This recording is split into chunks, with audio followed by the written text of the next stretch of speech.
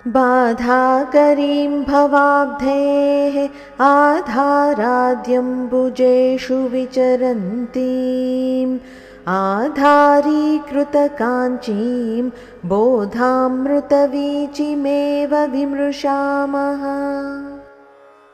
बाधाकरीं भवाब्धेः आधारादि अम्बुजेषु विचरन्तीम् आधारीकृत काञ्चीं बोधामृत వీచిమేవ విమృశామః।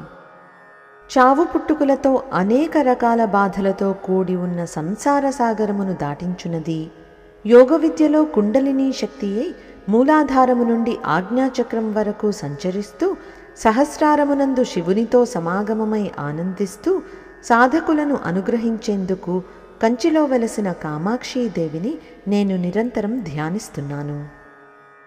ఇప్పుడు మరొక్కసారి శ్లోకాన్ని చదువుకుందాం।